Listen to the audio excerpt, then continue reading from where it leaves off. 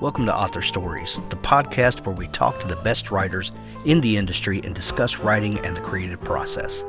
Whether you're a writer, a reader, or both, we hope you'll find something here that makes you love books and the writers that create them. You can find archives of all of the great conversations I've had with authors over the years at hankgarner.com.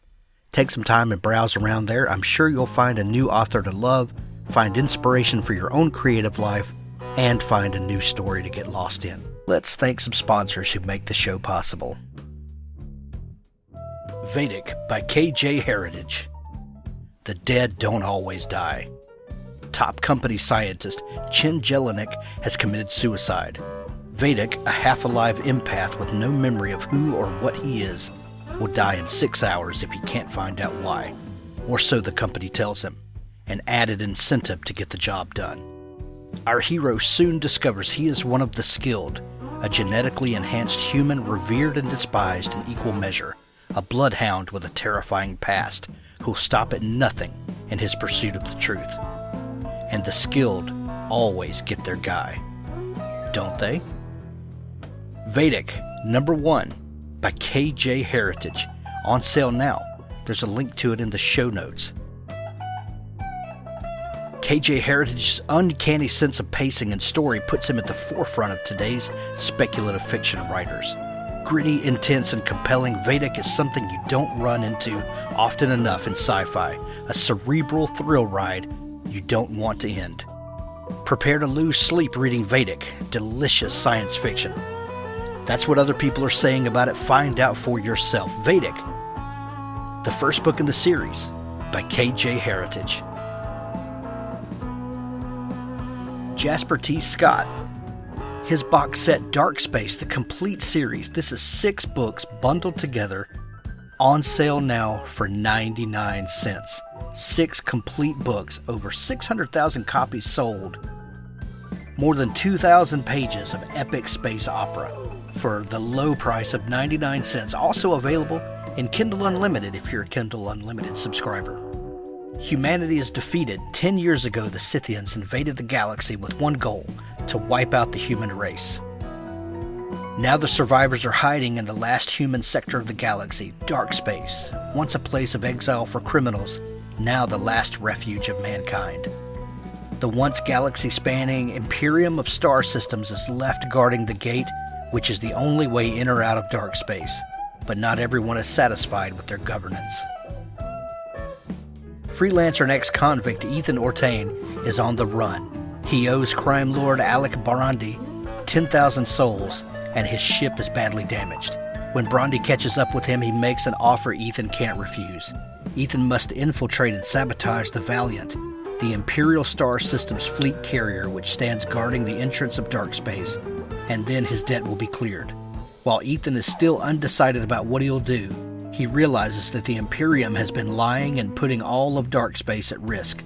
Now Brandi's plan is starting to look like a necessary evil, but before Ethan can act on it, he discovers that the real plan was much more sinister than what he was told, and he will be lucky to escape the Valiant alive.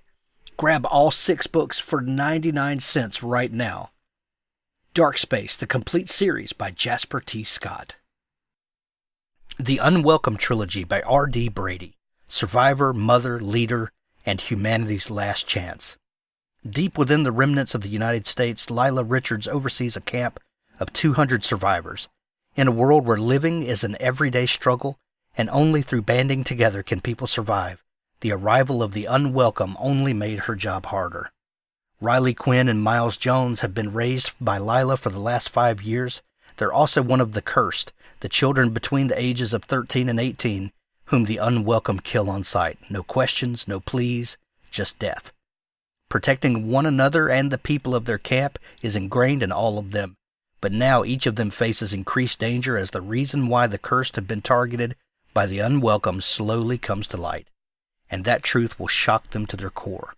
Now time is running out, not just for the cursed who are being hunted down by the unwelcome, not just for Lila and her family who will face the greatest challenge yet, but for all of humanity. The world changed radically 35 years ago, but today humanity's very existence is on the line, and the fight has begun that will ensure its future or its annihilation. Fans of A.G. Riddle, James Rollins, Suzanne Collins, and Brandon Sanderson will love the Unwelcome Trilogy.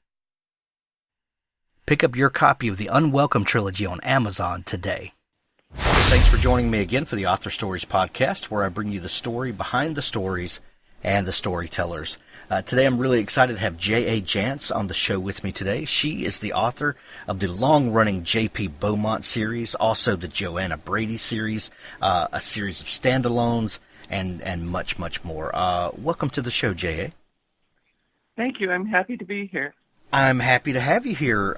We begin each show with the same question, and that question is, what is your first memory of wanting to be a writer or storyteller? It's actually very clear to me. In second grade, my teacher, Mrs. Spangler, had a shelf over under the windows, and if you finished your work early, you could go over and select one of those books to take back to your desk to read. And it was among Mrs. Spangler's books that I found the Wizard of Oz books. And I wasn't the least bit interested in I was interested in the wizard, but what fascinated me was the fact that there was a person standing behind the words, and I wanted to be the person who wrote those words and put words on the pages. An interesting thing happened about 7 years ago now. I was in Tucson for the Tucson Festival of Books, and a TV station sent a crew out to interview me, and the cameraman turned out to be Mrs. Spangler's grandson, and he inherited all of his grandmother's books. So it was really wonderful to be able to tell him what a difference having his grandmother in second grade made in my whole life. Oh, that's so amazing. That's so amazing.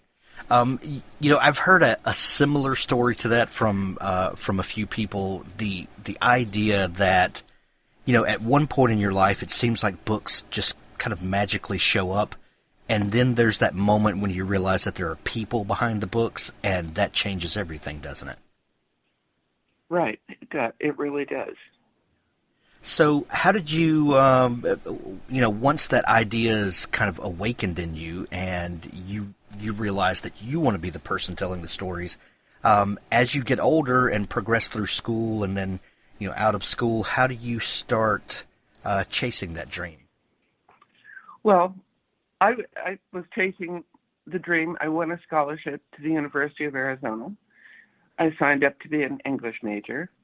And my junior year, 1964, I tried to enroll in the creative writing program. And the professor, I was working in the English department, and I was putting up mail.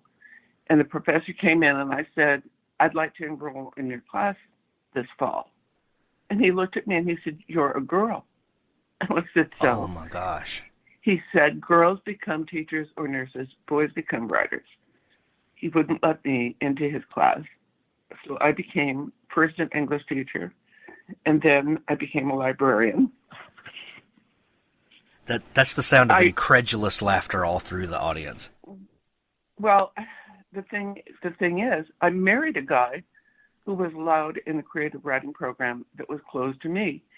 He never published anything. He imitated Faulkner and Hemingway by drinking too much and writing too little. He died of chronic alcoholism at age 42, but that didn't keep him from telling me in 1968, there's only going to be one writer in our family, and I'm it. And so I didn't start writing until I was 40 years old. I was a divorced single woman with 2 little kids and a full-time job selling life insurance. And the only time I had that was mine was from 4 o'clock in the morning until 7 when I got the kids up to get ready to go to school, and me ready to go sell life insurance. And that's how I wrote my first 3 books, writing from 4 o'clock to 7 o'clock in the morning. That is unreal. That's a story that's hard to fathom in the world we live in today. that. Well, one thing, it's a horrible story in your case and the things that you had to put up with and go through. But it's also a great story of perseverance and the idea that even though all of these people told you no, you were going to do it anyway. Do you remember what that feeling was like, of being told no, but knowing that you were going to do it anyway? Well, I at the time I was in college, I didn't know I was going to do it anyway. I finally started doing it, and it is a horrible story. But you know what? My first 9 books were original paperbacks. The first book I ever wrote, from 4 o'clock to 7 o'clock in the morning, was never published because it was 1,400 pages long. You had a lot to say, didn't you? But my first hardback was a book called Hour of the Hunter. And you know what? It's the story of a woman who's a teacher on an Indian reservation, but she really wants to be a writer.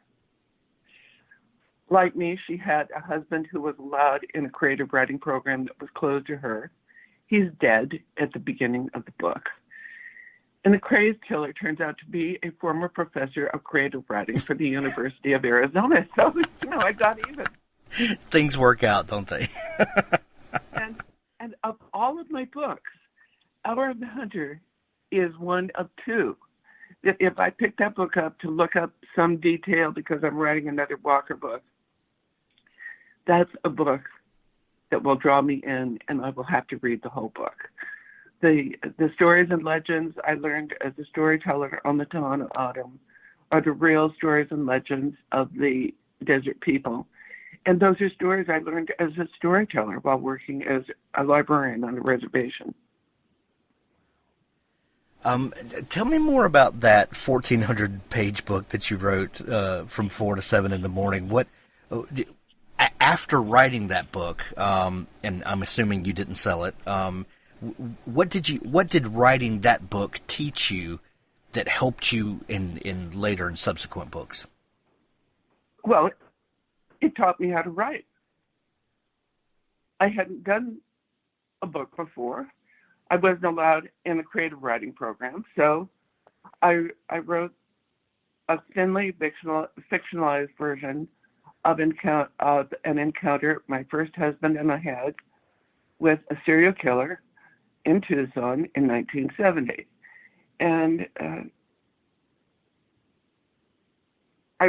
in the course of writing that book, I learned how to do expository writing.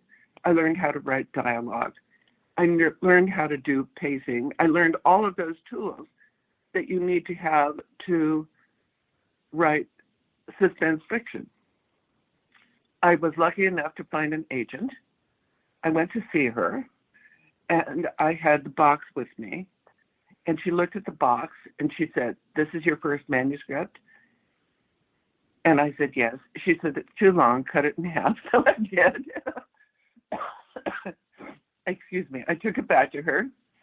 She tried to sell it, and the editors who turned it down told her that the parts that were fiction were fine, and the parts that were real were unbelievable and would never happen, even though those things already had happened. So she told me that I needed to write something that was completely fiction. So I wrote the first Beaumont book, Until Proven Guilty.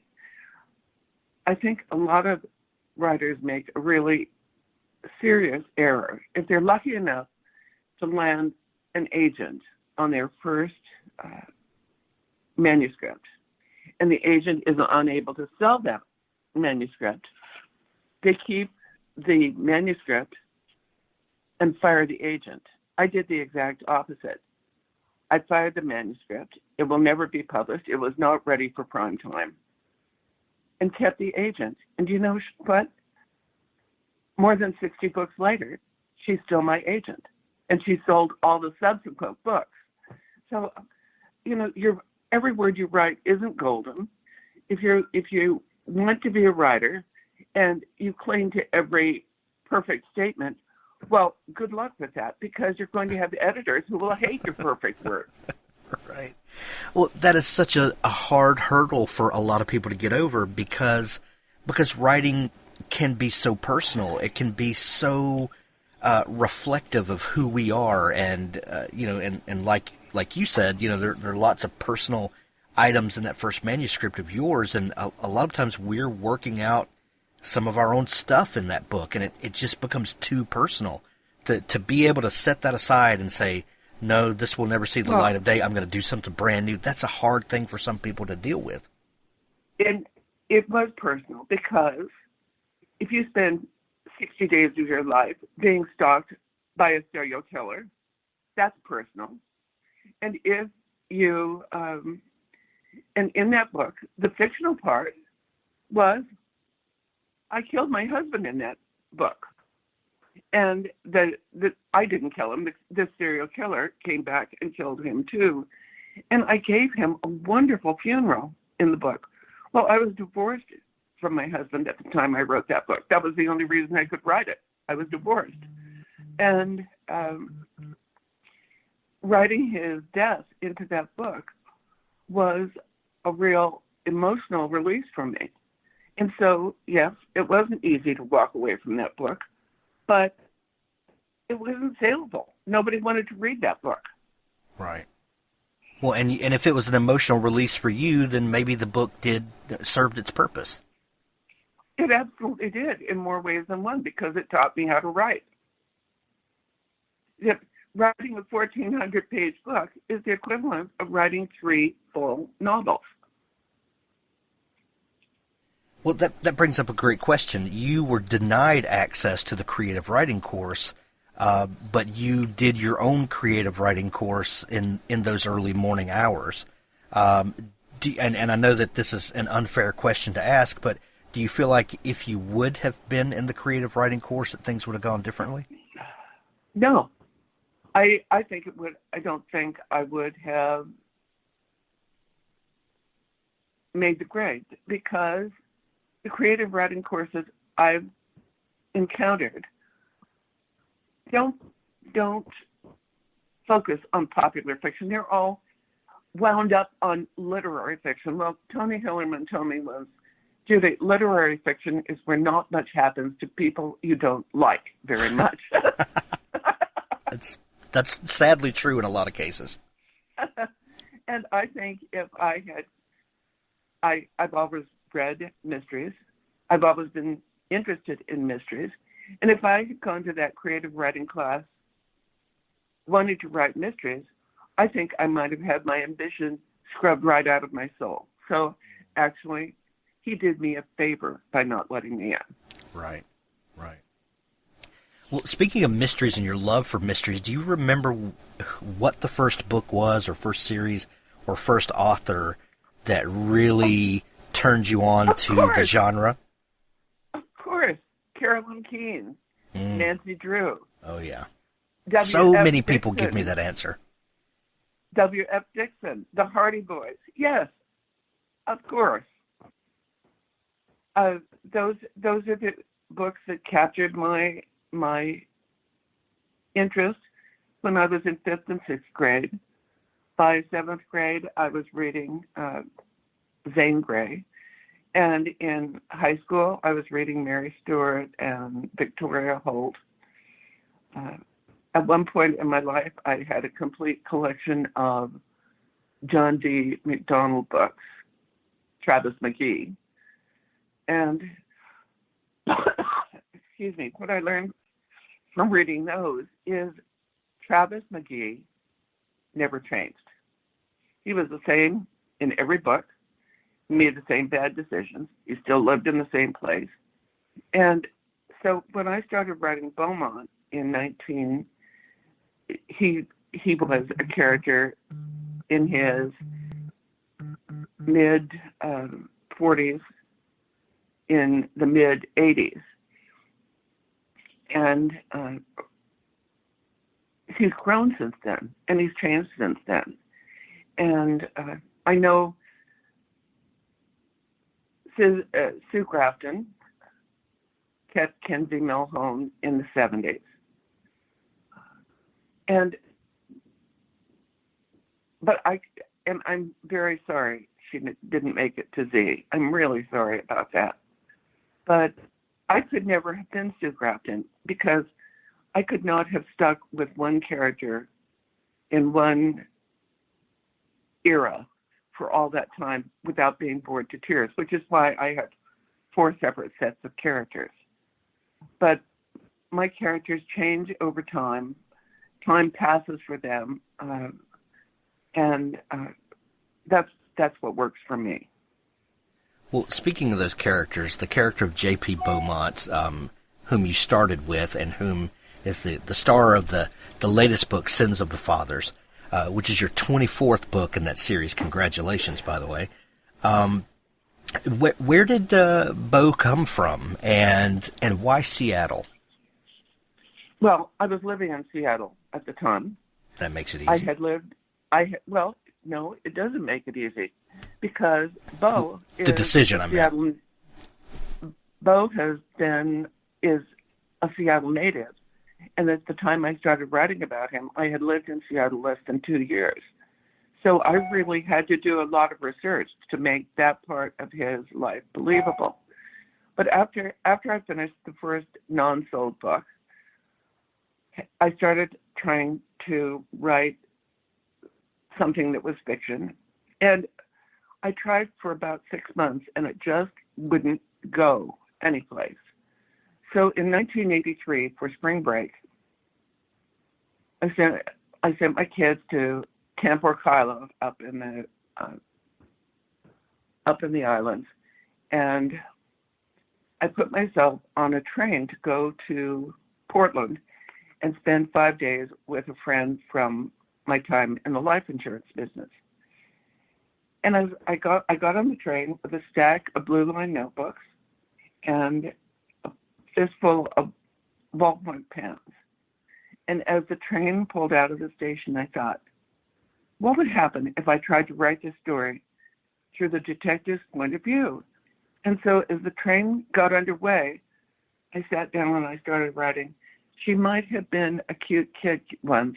That was hard to tell now. She was dead.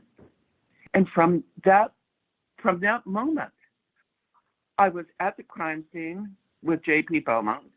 I was walking around in his shoes. I was hearing what he heard, hearing what he said, but I was also hearing the thoughts in his head. And he and I have been character and author for going on 40 years now. And when I sat down to write Sins of the Fathers, within a couple of pages, I was back in his world, back in his mindset, and it was like putting on a comfy old robe and settling in front of the fireplace. Oh, I love that so much. Do you still write out longhand? No. My father was a life insurance man. And when I came dragging home with my then boyfriend at age 18, he looked at the guy and said, this guy is a raging alcoholic. And he said, oh, you're just teetotalers. So I spent 18 years of my life trying to prove my parents wrong. They were, of course, not wrong. But when we got married, my dad insisted that I take out a life insurance policy on him. And I did, a $50,000 policy, of which I was both the owner and the beneficiary. When he died, at the end of 1982, he died a few minutes before midnight on New Year's Eve, I received that insurance policy proceeds, and I took $5,000 of that, and I invested it in an Eagle computer. It wasn't a laptop; it was a desktop, and a daisy wheel printer. I invested $5,000 of the $50,000 in my future as a writer. And boy, is that was that a good investment or what? Exactly. Wow. I had one of those daisy wheel printers in high school. Those were amazing. Yes, well, try printing a 400-page manuscript from it. That's going to take a little while. Oh man, tell us about your writing process a little bit. Are you a planner, a plotter ahead of time, or are you a discovery writer? I met outlining in Mrs. Watkins' 6th grade class at Greenway School in geography. I hated outlining in 6th grade. Nothing that has happened to me in the intervening decades has changed my mind about outlining. I write murder mysteries, so I usually start with somebody dead or verging on it, and I spend the rest of the book trying to figure out who did it and how come.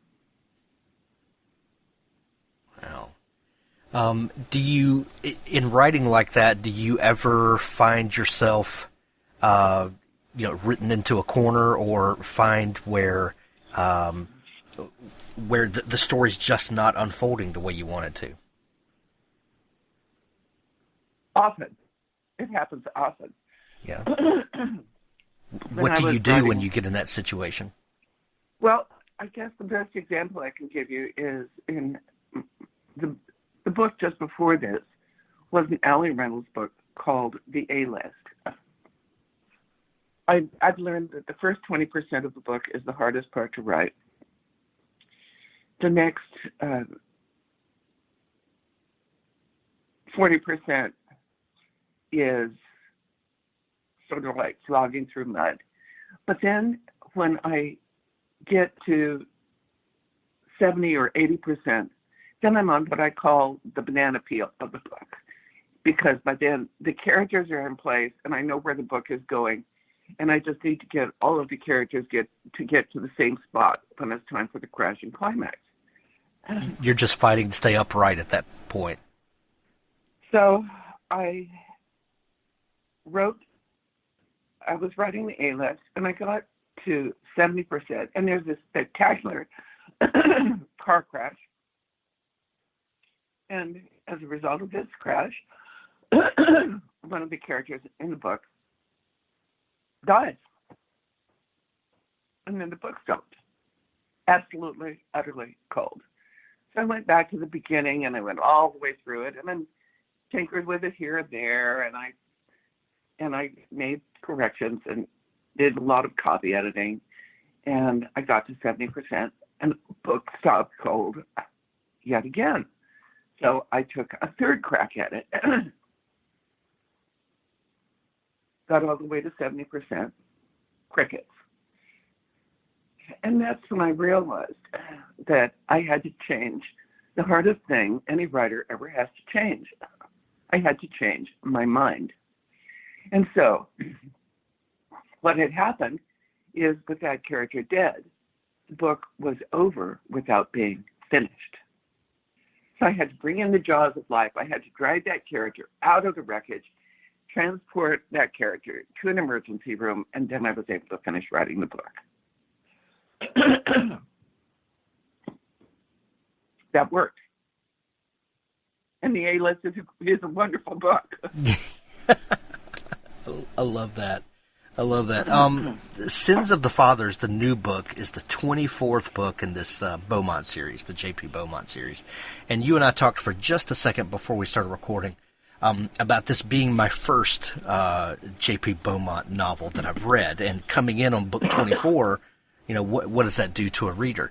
I absolutely loved the book. It was very easy for me to get in and get comfortable with the characters, and that's one of the primary things I really want to talk to you about. How do you, when you're structuring a new book and you're working with characters that are so ingrained in your mind and your process, how do you translate that to a new reader 24 books in? And I often remember back to something that Stan Lee said that he told the writers in his Marvel Comics bullpen when he was running Marvel Comics, was that remember that every comic you write is someone's first comic.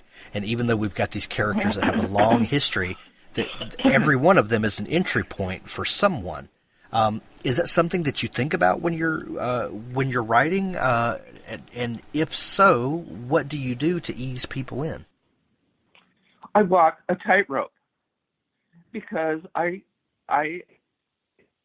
Stan Lee didn't tell me that, but I understood that instinctively, that every book would bring new readers. So I have to put in enough of the backstories so that those readers will be comfortable without boring my regular readers to tears because they know all that stuff.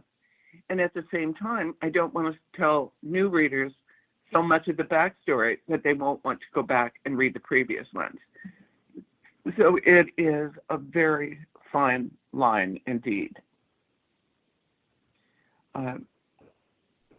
Sins of the Fathers deals with not only is it a really great mystery, but there are a lot of issues that you're dealing with in this book. When a new book idea comes to you, how does it usually start forming? Is it a plot idea? Is it something that you want to do to a character? Is it maybe a headline that you've read that you think, oh, this would be a tantalizing thing to tease out? How does that creative process begin for you? I can tell you exactly how this creative process began.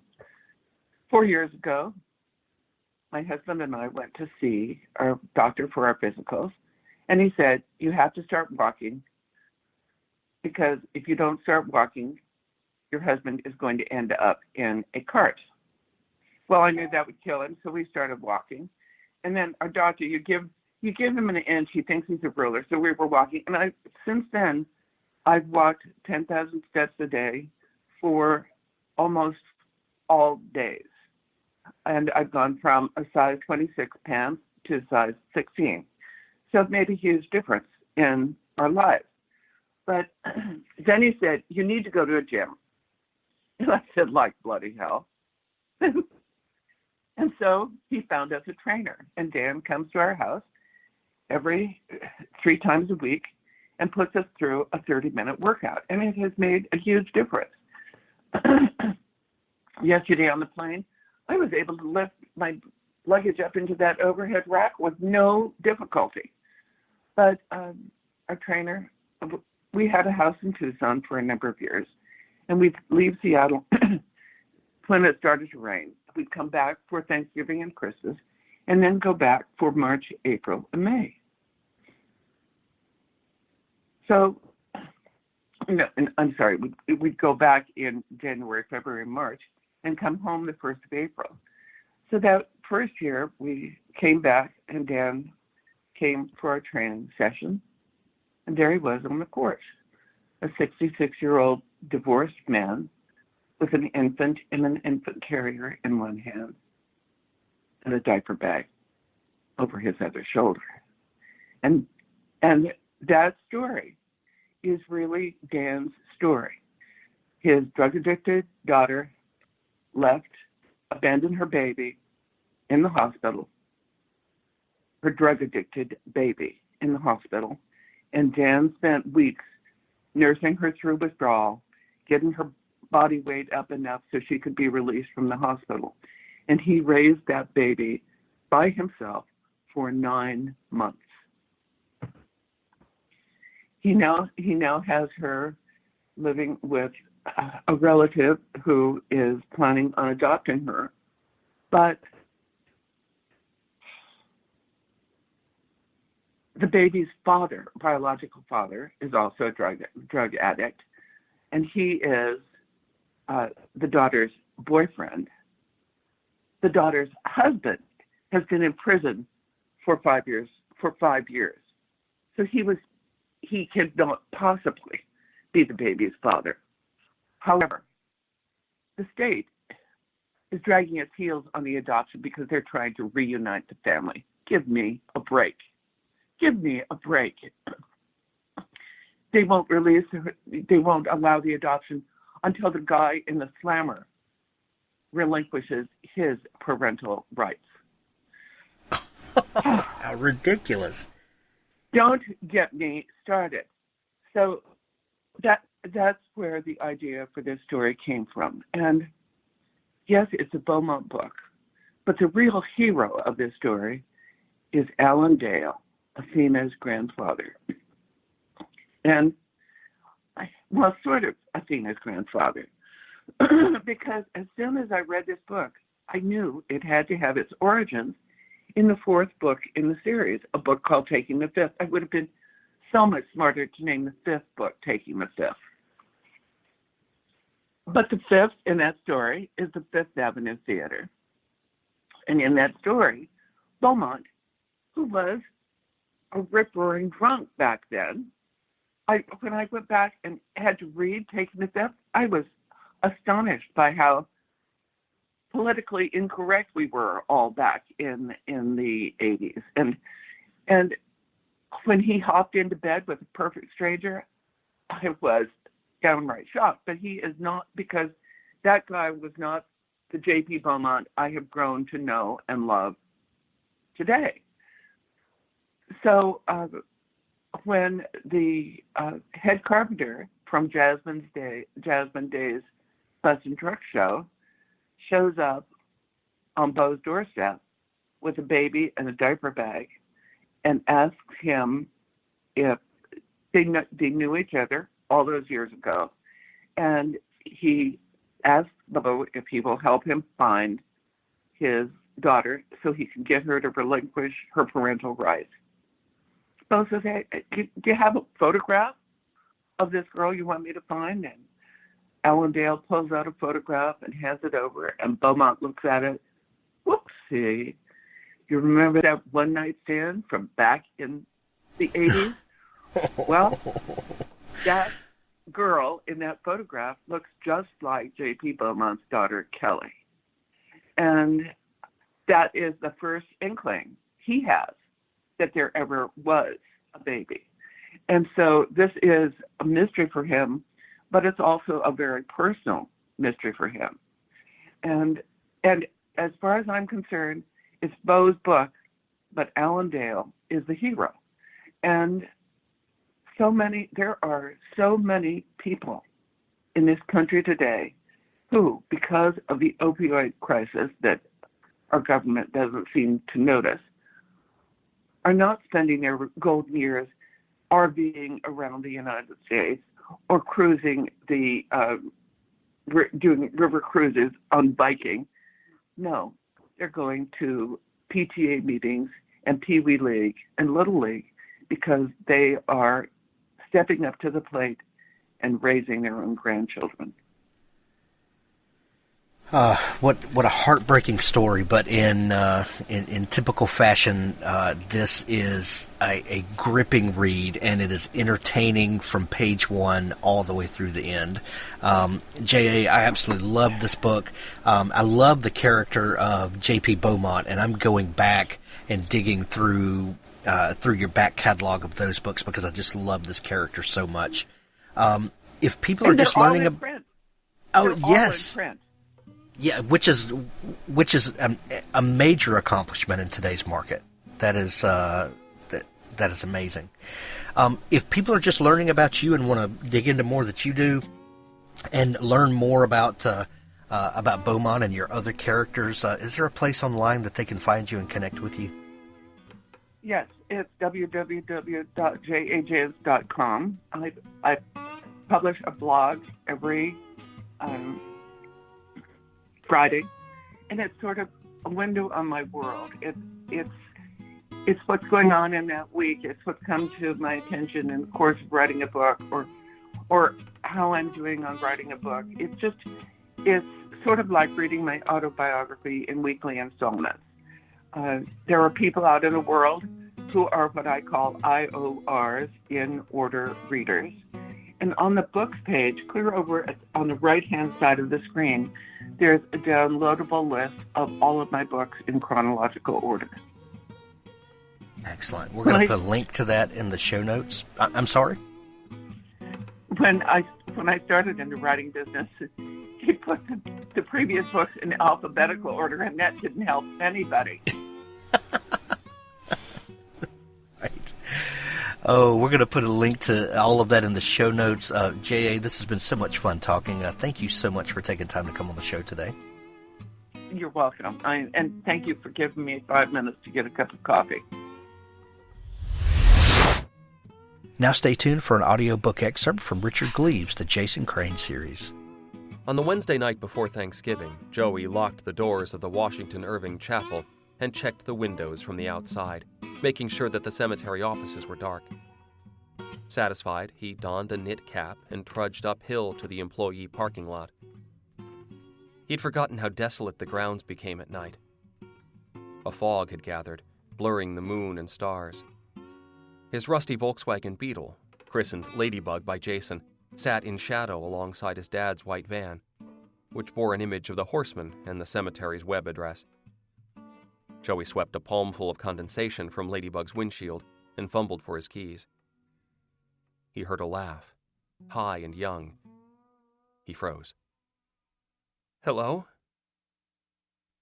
He shook off goose flesh and found his key. He started the engine and backed out, headlights off, praying not to knock over a headstone, again. A child stood on the hillside amongst the graves. "You okay, kid? Cemetery's closed." He turned on his headlights. The child vanished. Joey idled in the drive, frowning. What had just happened? He turned off the headlights and waited for his eyes to adjust. The silhouette reappeared. The child stood in the road now, blocking his way. He and the ghost stared at each other. He bit his tongue and squinted over the steering wheel. He couldn't resolve the ghost's features, only a tiny body in ruffles? Yes, a dress. A little girl with shoulder-length hair. The figure crouched, threw its arms over its head and skipped away. A giggle followed after. The ghost skipped up the hill, turned around, and beckoned through the fog. "Please come." Joey shook his head. No way. Ain't gonna happen. But he felt compelled to follow. What could a little girl do to him after all? He would keep a safe distance. The gravel sounded like soft rain beneath his tires. It drew him helplessly, past weeping cypresses and mausoleums blue with moonlight. He followed the giggle, the skipping ribbons, the little body made of shadow and quicksilver. The north end of the cemetery grounds rose to a steep wooded slope. The ghost had led him to Section 77, the northernmost boundary of the cemetery, but he'd lost her. He killed the engine, summoned his courage, and climbed out. The night air brought him fully awake. "Where are you?" he whispered, scanning the graves. A row of diseased hemlock trees stood at the fence line. Joey knew them well. They were dying, infested by some parasite called, he fished for the name, woolly adelgig. His crew had cut them back many times, lopping off limbs and heads, trying to save them. The hemlocks had grown back twisted and tormented. They stood as a row of grotesque sentinels guarding the threshold of the forest. The ghost climbed the slope, spun at the fence, and sat hugging her knees. The black mass of the Rockefeller State Park Preserve loomed behind her. "What do you want?" Joey whispered. "Play." He stepped forward, hands shaking. He just wanted to see her face, the face of a real ghost. To see the curve of her cheek, the sparkle that might have been her left eye. "Come and play, Joey." He froze. The sound of his name terrified him. She pointed over his shoulder. "Play with us." He turned and realized his mistake.